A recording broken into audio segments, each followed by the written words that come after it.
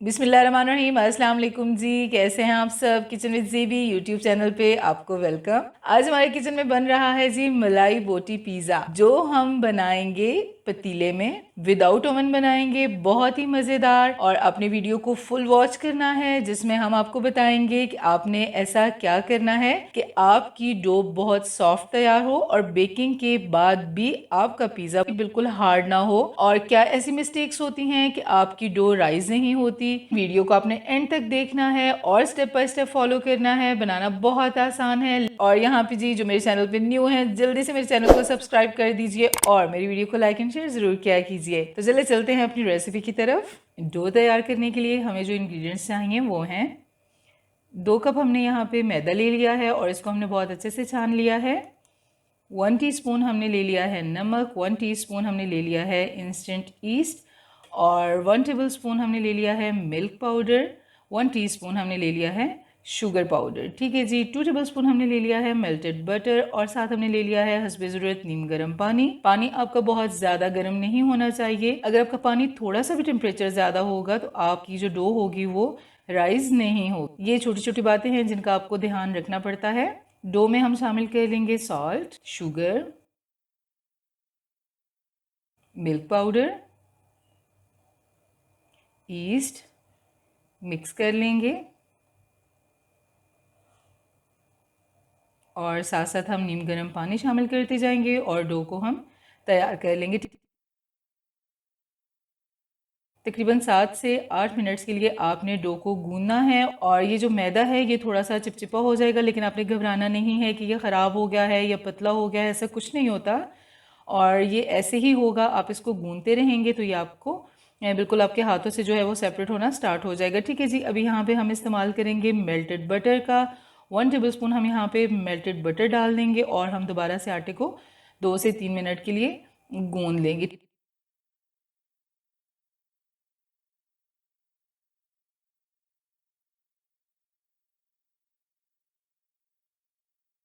हमारी डो बिल्कुल तैयार हो चुकी है।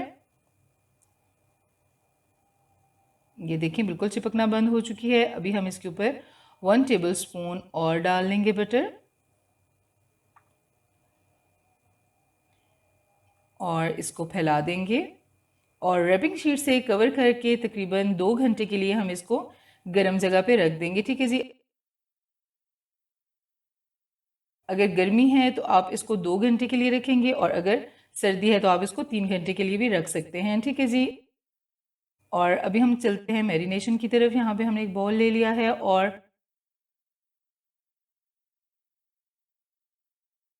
अब हम स्पाइसेस डाल लेंगे। हाफ टी स्पून कुटी हुई लाल मिर्च, 1 टीस्पून धनिया powder, half tea spoon black pepper powder, half tea spoon गरम मसाला, हाफ टी स्पून ज़ीरा powder, half of tea spoon हम डाल लेंगे अदरक लहसुन का पेस्ट, 2 टेबलस्पून हम डाल लेंगे क्रीम। ये मैंने टेट्रा पैक की क्रीम ली है। अगर आपके पास अवेलेबल नहीं है तो आप घर पे जो दूध पे मलाई आती है वो भी ले सकते हैं। 1 टेबलस्पून हमने ले लिया है दही, 1 टीस्पून हमने ले लिया है लेमन जूस।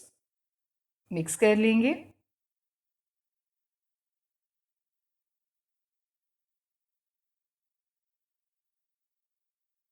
और जी यहाँ पे सॉल्ट हमारा रह गया है, हाफ टी स्पून हम इसमें डालेंगे सॉल्ट।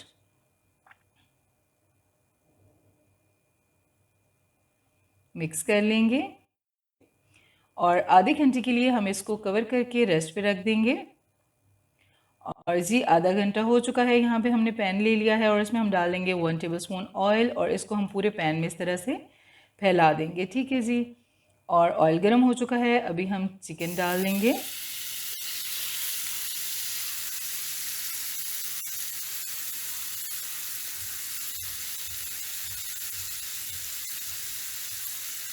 और चिकन को हमने टोटल 10 मिनट्स के लिए कुक करना है।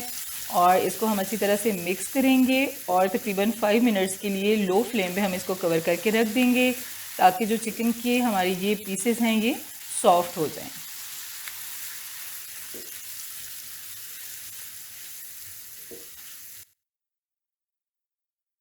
जी तो 5 मिनट्स हो चुके हैं और अभी हम फ्लेम को थोड़ा हाई करेंगे और ये जो दही का पानी है इसको हम बिल्कुल ड्राई कर लेंगे اور تقریباً 4 سے 5 منٹ کے لیے ہم ان کو فرائی کریں گے۔ یہ دیکھیے جی پانی بالکل ڈرائی ہو چکا ہے اور چکن ہمارا بالکل ریڈی ہو چکا ہے۔ اب ہم چلتے ہیں نیکسٹ اسٹیپ کی طرف۔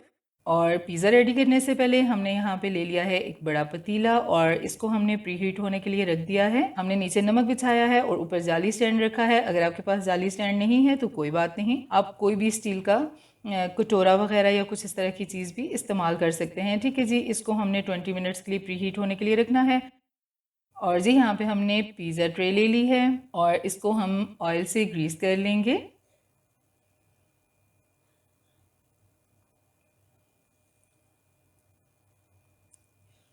اس کو ہم سائڈ پہ کرتے ہیں۔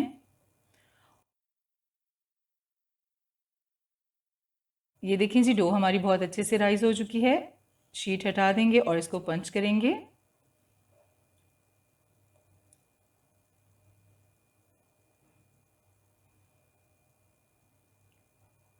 یہ دیکھیے جی بال کو ہم سائڈ پہ کریں گے اور یہاں پہ ہم میدا ڈسٹ کریں گے۔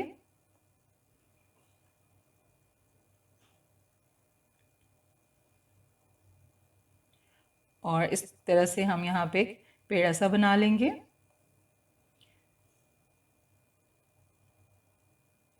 اور اب ہم اس کو بیل لیں گے اور آپ نے اس کو اتنا بیلنا ہے جتنا آپ کی پیزا ٹرے ہے۔ ٹھیک ہے جی، اب ہم پیزا ٹرے لیں گے اور ڈو کو ہم اس میں سیٹ کر لیں گے اور ابھی ہم اس کو فورک کر لیں گے تاکہ بیکنگ میں یہ پھولے نہ۔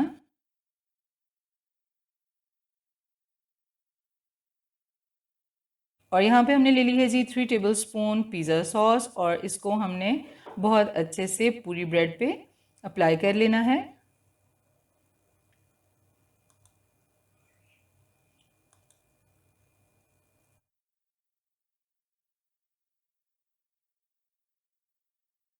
اور یہاں پہ ہم نے لے لیا ہے ہاف کپ موزریلا اور چیڈر چیز کا، اور ساتھ ہی ہم نے لے لی ہیں بلیک اولیوز حسب ضرورت۔ اور ابھی ہم ایک لیئر یہاں پہ لگائیں گے چیز کی، اور آپ کو جتنی چیز پسند ہے آپ اتنی چیز ڈال سکتے ہیں۔ اور ابھی جو ہم نے چکن تیار کیا تھا وہ ڈال لیں گے۔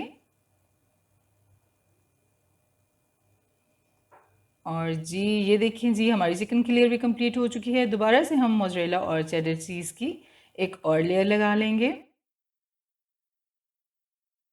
اولیوز لگا لیں گے، 1 ٹی اسپون اوریگانو اسپرنکل کر لیں گے۔ اگر ہے تو ویل اینڈ گڈ، نہیں ہے تو آپ سکپ بھی کر سکتے ہیں۔ ٹھیک ہے جی، بیکنگ کے لیے ہمارا پیزا ریڈی ہو چکا ہے۔ 20 منٹس کے لیے ہم پیزا بیک ہونے کے لیے رکھ دیں گے۔ جی تو 20 منٹس ہو چکے ہیں، ہم چیک کر لیتے ہیں۔